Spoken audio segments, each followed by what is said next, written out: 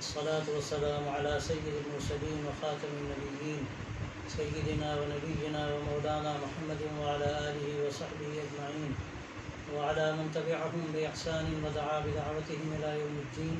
أما بعد، فأعوذ بالله من الشيطان الرجيم. بسم الله الرحمن الرحيم. يا أيها الذين آمنوا كتب عليكم الصيام كما كتب على الذين من قبلكم لعلكم تتقون. صدق اللہ العظیم.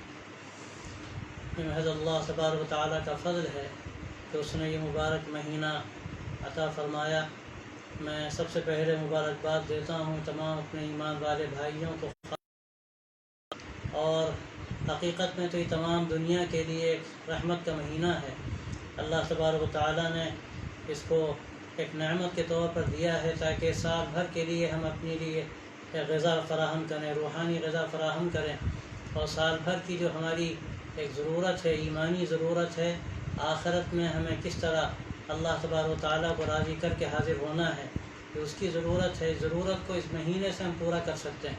اللہ یہ مہینہ ہمیں اسی لیے دیتا ہے کہ ہم اس مہینے میں اپنے سلسلے میں غور کریں اور کوشش کریں کہ ہمارے اندر جو خرابیاں ہیں، جو کوتاہیاں ہیں، اور ہم میں سے کون ہے جو اس سے خالی ہوگا. اس مہینے میں اس کی ضرورت ہے، اور اس کا اللہ نے موقع دیا ہے کہ ہم اپنے آپ کو صحیح راستے پر لانے کی کوشش کریں، اپنا جائزہ لیں اور اپنی خامیوں کو دور کرنے کی کوشش کریں. اللہ نے مہینہ اسی لیے دیا ہے. میں نے آپ کے سامنے جو قرآن مجید کی آیت پڑھی ہے، اس میں اللہ تبارک و تعالیٰ یہ بات ارشاد فرماتا ہے کہ اے ایمان والو، تم پر روزے فرض کیے گئے جیسے تم سے پہلے والوں پر فرض کیے گئے تھے جو ان سے پہلے گزر چکے ہیں. لعلکم تتقون، اس لیے فرض کیے گئے تاکہ تمہارے اندر تقوی کا مزاج پیدا ہو، احتیاط کا مزاج پیدا ہو. تو یہ مہینہ اللہ تبارک و تعالیٰ اس لیے عطا فرماتا ہے کہ ہمارے اندر ایک تبدیلی پیدا ہو، اور اس کے لیے ہم کوشاں ہوں. اللہ تبارک و تعالیٰ کا ہزار ہزار احسان ہے کہ اللہ نے ہمیں باقی رکھا، اور یہ مہینہ اللہ ہم کو دکھا رہا ہے.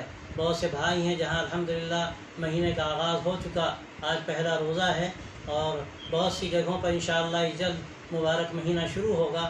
تو یہ بڑا عظمت والا مہینہ ہے. اس کی مثال ایسی ہے جیسے کوئی مہمان ہوتا ہے، کوئی عظمت والا کوئی بڑا مہمان آئے تو اس کا اہتمام کیا جاتا ہے. اسی طرح اگر ہم پہلے سے تیاری کریں تو انشاءاللہ پہلے لمحے سے اللہ تعالیٰ کی طرف سے رحمتوں کا نزول شروع ہو جاتا ہے. ہمیں پہلے سے اس کی جو تیاری کرنی ہے، اس تیاری کا تعلق دل سے ہے. ہم اپنے دل کو پاک کریں، اور پہلے ہم سے جو غلطیاں ہوئی ہوں، گناہ ہوئے ہوں، ہم پہلے ہی سے توبہ کریں تاکہ جب یہ مہینہ شروع ہو تو ہم پہلے وقت سے، پہلے لمحے سے اللہ کی رحمت کے مستحق ہوں. اس لیے کہ حدیث میں آتا ہے کہ اس کا پہلا حصہ رحمت ہے، اور دوسرا حصہ مغفرت ہے، اور تیسرا حصہ آگ سے خلاصی ہے.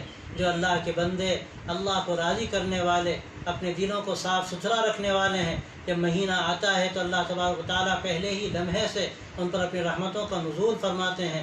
اور اگر کچھ گناہ ہیں، ایک عشرہ گزرتا ہے، اللہ سے آدمی معافی مانگتا ہے، روزہ رکھتا ہے، اللہ اس کو معاف کر دیتا ہے، مغفرت کے فیصلے دوسرے عشرے سے ہو جاتے ہیں.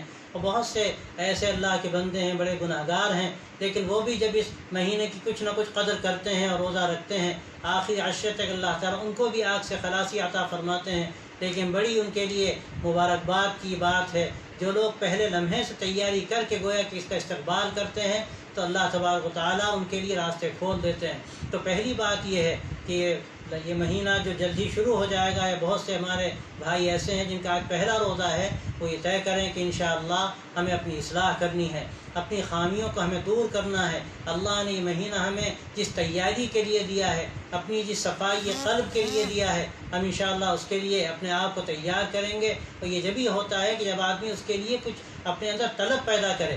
آپ دیکھیے پانی کی لائن آ رہی ہے، پائپ لائن میں پانی موجود ہے، آپ کے گھر تک پانی موجود ہے، آپ کے کمرے تک، آپ جہاں آپ کو پانی کی ضرورت ہوتی ہے وہاں پانی آ رہا. لیکن جب تک کہ ٹوٹی نہیں کھولی جائے گی اس وقت تک پانی آدمی کو نہیں مل سکتا. اسی طرح اللہ کی رحمتوں کا نزول ہو رہا ہے، لیکن خدا نخواستہ ہم نے اپنے دلوں کے دروازوں کو بند کر لیا اور ہم نے اس کی طرف توجہ نہیں کی، تو اللہ تعالیٰ ہماری مغفرت فرمائے، ہم کو معاف کرے.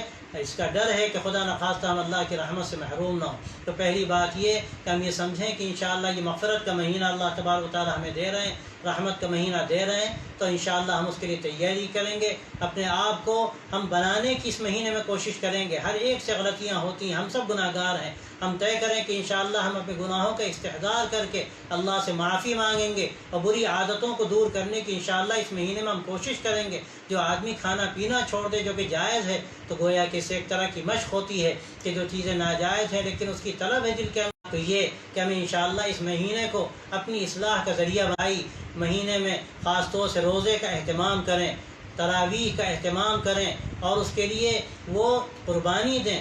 روزہ رکھنا گرمیوں کے رمضان میں بعض مرتبہ دشوار ہوتا ہے، لیکن یہ ایسا مبارک مہینہ ہے اور یہ روزہ اللہ کی ایسی نعمت ہے کہ اس کی کتنی بڑی فضیلت حدیث میں آتی ہے۔ حدیث قدسی میں اللہ فرماتا ہے کہ یہ اگر بندہ روزہ رکھتا ہے اس مہینے میں تو میں خود اس کا بدلہ دوں گا۔ باقی چیزوں کے بارے میں اور دوسری روایتوں میں چیزیں آتی ہیں، لیکن رمضان کے بعد روزوں کا جو تذکرہ آتا ہے اس میں آتا ہے انا اجزی بھی، کہ میں خود اس کا بدلہ دوں گا۔ اور وہ قادر مطلق جس کے خزانوں میں کوئی کمی نہیں، وہ جب اللہ کی وہ قادر مطلق جب دینے پر آئے گا تو کیا کیا دے گا اس کا اندازہ نہیں کر سکتے ہم۔ اور دوسری بات یہ کہ ہمیں جو اہتمام کرنا ہے روزوں کا، تراویح کا اور جو ہو سکے نوافل کا، اس میں ہمیں تھوڑا سا قربانی بھی چاہے دینی پڑے۔ اللہ کا عجیب معاملہ ہے، اللہ تبارک و تعالیٰ آسانیاں پیدا کرے۔ آج کے زمانے میں جو ہمارے حالات ہیں، اس لاک ڈاؤن میں ہم مسجدوں میں نہیں جا سکتے، ہمیں اس کی ہمارے پابندیاں لگائی گئی ہیں اور یہ ضرورت بھی ہے، اس کا ہمیں اہتمام کرنا ہے کہ جو 4 آدمی جا کر مسجدوں میں نماز ادا کریں گے، زیادہ تراویح گھر پر ادا کی جائے گی، لیکن اس کے باوجود ہمیں سمجھنا چاہیے کہ نمازیں 5 وقت کی فرض ہیں، تراویح سنت ہے، روزہ فرض ہے، ہم اس کا گھروں میں رہ کر اہتمام کریں۔ اور ایک طرح کی یکسوئی ہم کو گھروں میں حاصل ہے، ہم چند چیزوں کا خاص طور سے اس میں اہتمام کریں۔ نمبر 1 یہ کہ تلاوت جس کا خاص مناسبت ہے قرآن مجید سے، اس مہینے کو اس پورے حدیثوں میں آتا ہے کہ پورا کا پورا قرآن مجید اس مہینے میں نازل ہوا، پھر آہستہ آہستہ آسمان دنیا سے یہ دنیا میں آتا رہا۔ تو اس مہینے کو، اس مبارک مہینے کو رمضان سے قرآن مجید سے خاص مناسبت حاصل ہے، تو ہم تلاوت کا اہتمام کریں۔ بہت سے ہمارے بھائی ہیں جن کو قرآن مجید بالکل یاد نہیں، موقع ہے اس کا کہ وہ اہم صورتیں کم از کم یاد کر لیں، اور اگر یہ موقع مل جائے کچھ وقت ہم اس میں لگا لیں کہ آسان جو قرآن مجید کے تراجم ہیں ان میں کوئی ہم ترجمہ لے لیں اور کچھ حصہ اس کا 5 صفحے 2 صفحے 10 صفحے 1 پارہ اگر ممکن ہو تو بہت اچھا ہے۔ پورے مہینے میں انشاءاللہ قرآن مجید کا ہم ترجمہ دیکھ سکتے ہیں، اس میں وقت لگائیں۔ اس کے علاوہ کچھ وقت ہم تعلیم میں لگائیں، سیرت کی کتابیں ہیں اور رمضان مبارک کے متعلق جو کتابیں ہیں، حضرت مولانا علی میاں صاحب رحمۃ اللہ علیہ کتاب احتساب قرآن رمضان مبارک اور اس کے تقاضے، حضرت شیخ الحدیث رحمۃ اللہ علیہ کی جو کتاب مشہور ہے فضائل رمضان، ایک وقت طے کر لیں 10 منٹ 15 منٹ 20 منٹ کہ ہم اس میں کتابوں کی تعلیم کا نظام بنا لیں۔ اور پھر جو بچے ہمارا قرآن مجید پڑھے ہوئے نہیں ہیں کچھ وقت اس میں لگائیں کہ ہم ان کو قرآن مجید پڑھائیں۔ یہ فرصت کا اللہ نے ہم کو جو وقت دیا ہے کہ نہ ہمیں آفس جانا ہے نہ ہمیں کاروباری کوئی بڑی مشغولیت ہے، ہم اپنے گھروں میں ہیں، تو اپنا ایک مکمل نظام بنا لیں دن بھر کا اور رات بھر کا، اور اس نظام کی پابندی کریں تو انشاءاللہ اس کا فائدہ یہ ہوگا کہ ہم اس وقت کو زیادہ سے زیادہ بہتر گزار سکیں گے۔ اور پھر حدیث میں آتا ہے کہ شہر المعاسات ہے، یہ غم گساری کا مہینہ ہے، اور اس موقع پر تو بڑی اس کی ضرورت ہے۔ لاک ڈاؤن کے موقع پر ہمارے کتنے بھائی ہیں جو بعض مرتبہ دانے دانے کو محتاج ہو رہے ہیں، ان کے کھانے کو نہیں ہے، ہم اپنے لیے سحری کا انتظام کریں گے، افطاری کا انتظام کریں گے۔ حدیثوں میں آتا بھی ہے کہ دوسروں کے لیے بھی ہم تھوڑا سا انتظام کر لیں تو یہ ہمارے لیے بڑی بخشش کا ذریعہ ہے، ترقی درجات کا، گناہوں سے مغفرت کا ذریعہ ہے۔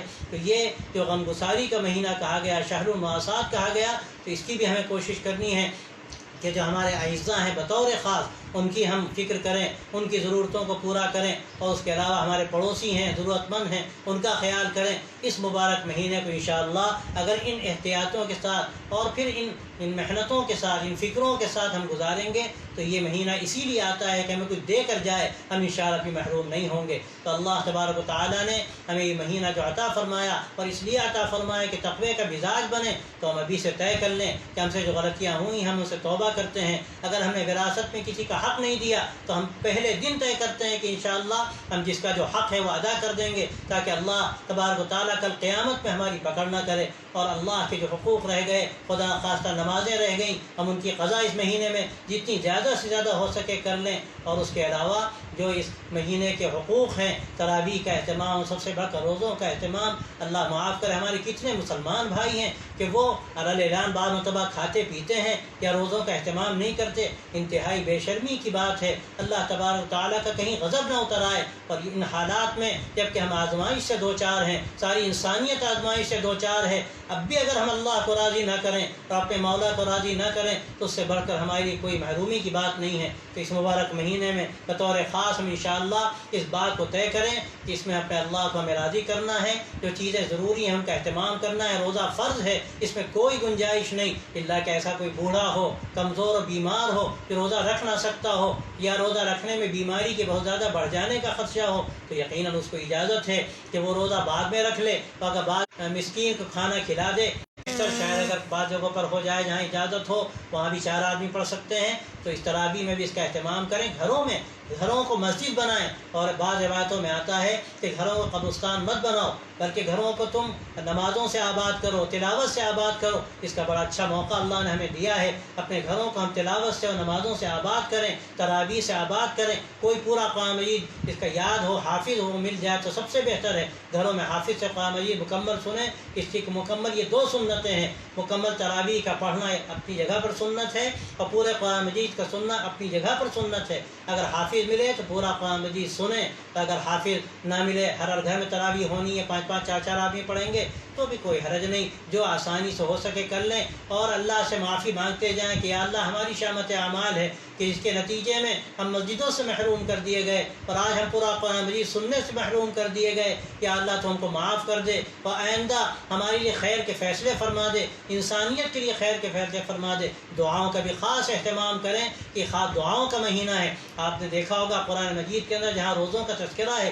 درمیان میں ایک آیت میں وہاں پر دعا کا تذکرہ ہے، وَإِذَا سَأَلَكَ عِبَادِي عَنِّي فَإِنِّي قَرِيبٌ، کہ آپ سے اگر پوچھے میرے بندے میرے بارے میں تو میں تو قریب ہوں، اجیب دعوت الداعی اذا دعان، پکارنے والے کی پکار کو میں سنتا ہوں جو مجھے پکارتا ہے۔ تو اللہ سے خوب مانگیں، خوب دعا کریں، استغفار کریں۔ استغفار اس وقت کی شدید ضرورت ہے۔ ہمیں تلقین کی گئی ہے کہ جب ہم پر مصائب آئیں تو یہ مصائب ہماری بدعمالیوں کا نتیجہ ہیں۔ قرآن مجید میں یہ بات کہہ دی گئی، ظہر الفساد فی البر والبحر بما کسبت ایدی الناس، کہ خشکی و تری میں جو بگاڑ پھیل گیا ہے یہ ہمارے کرتوتوں کا نتیجہ، لوگوں کے کرتوتوں کا نتیجہ ہے۔ تو یہ جگہ فرمایا وَلَنُذِيقَنَّهُم مِّنَ الْعَذَابِ الْأَدْنَىٰ دُونَ الْعَذَابِ الْأَكْبَرِ لَعَلَّهُمْ يَرْجِعُونَ، کہ آخرت کے اس بڑے عذاب سے پہلے اللہ فرماتا ہے کہ ہم دنیا کی مصیبتوں میں چھوٹے عذاب میں ڈالتے ہیں تاکہ وہ اللہ کی طرف پلٹیں، اس کی بارگاہ میں پلٹیں۔ تو ہمیں توبہ کرنی ہے، استغفار کی کثرت کرنی ہے، درود شریف کا اہتمام کرنا ہے، اور یہ تلاوت میں نے عرض کیا اس مبارک مہینے کو کلام پاک سے خاص مناسبت ہے، جتنا ممکن ہو تلاوت کا اہتمام۔ اور پھر اخیر میں چند باتیں میں عرض کرتا ہوں، اس میں بڑی کوتاہیاں ہوتی ہیں، گھر میں بیٹھ جاتے ہیں، باتیں ہوتی ہیں، غیبت ہوتی ہے، تو بعض مرتبہ باتوں کو مشغلہ قرار دیا جاتا ہے روزہ کاٹنے کا، یہ انتہائی خطرناک بات ہے، احتیاط کی جائے۔ غیبت سے گویا کہ روزہ ٹوٹ جاتا ہے، اور حدیثوں میں اس کا تذکرہ کیا گیا ہے۔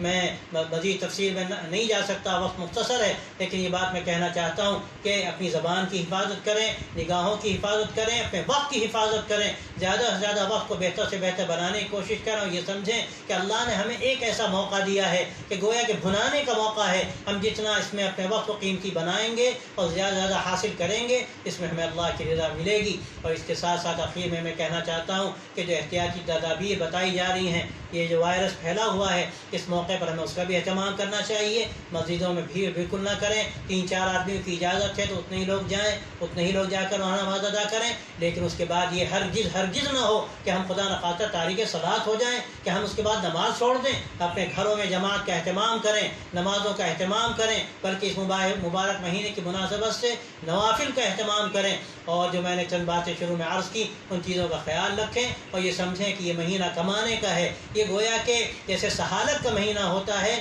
کہ 1 کے 10 اور 10 کے 100 ملتے ہیں، اللہ نے اس مہینے میں ہمارے لیے فیصلہ کیا کہ ایک عمل کا اللہ تبارک و تعالیٰ 70 گنا اجر دیتے ہیں۔ اس سے بڑی محرومی کیا ہوگی کہ یہ مہینہ ہمارا ایسا گزر جائے کہ ہم اس کے بعد بھی کمائیں نہ، اپنے خزانے میں جو اللہ کیا جمع ہو رہا ہے ہم اس خزانے میں اضافہ نہ کریں۔ اس لیے ہمیں اس کی قدر کرنی ہے، اللہ سے مانگنا ہے، استغفار کی طرف خاص توجہ کرنی ہے کہ ہماری شامت اعمال سے جو بلا آ گئی اللہ ہمیں معاف کر دے، پوری انسانیت پر کرم فرما دے، اس مصیبت کو دور فرما دے، اور اس مہینے کو ہم سب کے لیے، تمام دنیا انسانیت کے لیے، خاص طور سے ایمان والے بھائیوں کے لیے سراپا رحمت بنا دے، سراپا مغفرت بنا دے، اور اللہ کی رضا کا ذریعہ بنا دے، اس سے ہم کچھ لینے والے ہوں، اور اس کے ذریعے سے اللہ تعالی ہم سب کی مغفرت کا اور رحمت کا فیصلہ فرما دے۔ اللہ ہمیں توفیق دے، اور اللہ تبارک و تعالی ہمیں زیادہ زیادہ قدردانی کی اس مہینے کے سلسلے میں توفیق عطا فرمائے۔ وآخر دعوانا ان الحمد للہ رب العالمین۔